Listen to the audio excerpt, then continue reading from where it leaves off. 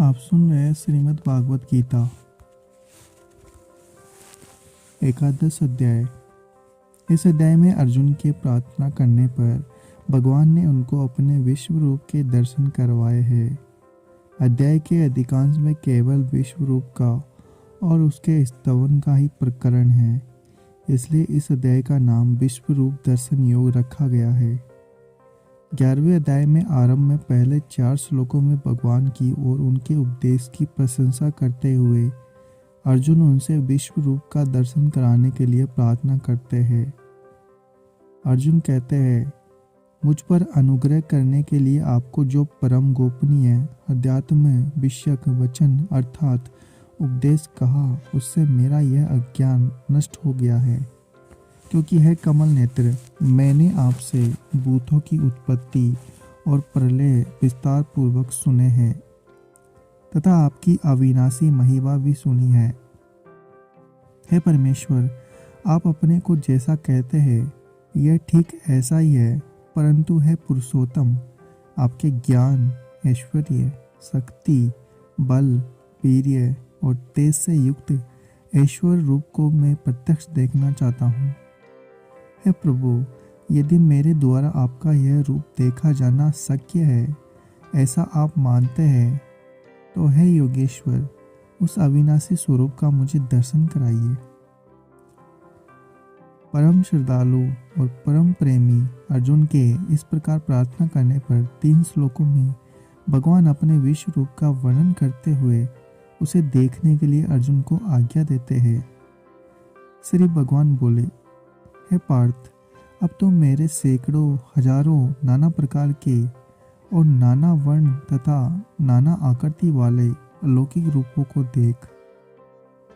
हे भरतवंशी अर्जुन, मुझ में आदित्यों को अर्थात आदित्य के 12 पुत्रों को, 8 वसुओं को, 11 रुद्रों को, दोनों अश्विनी कुमारों को और 49 मरुद्गणों को देख तथा और भी बहुत से पहले न देखे हुए आश्चर्यमय रूपों को देख।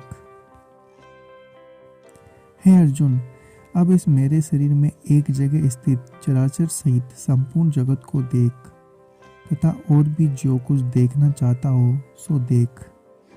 इस प्रकार 3 श्लोकों में अपना अद्भुत रूप देखने के लिए आज्ञा देने पर भी जब अर्जुन भगवान के रूप को नहीं देख सके, तब उसके न देख सकने के कारण को जानने वाले अंतर्यामी भगवान अर्जुन को दिव्य दृष्टि देने की इच्छा करके कहने लगे, परंतु मुझको तो इन अपने प्राकृत नेत्रों द्वारा देखने में निसंदेह समर्थ नहीं है। इसी से मैं तुझे दिव्य अर्थात अलौकिक चक्षु देता हूँ। उससे तू मेरी ईश्वरीय योग शक्ति को देख।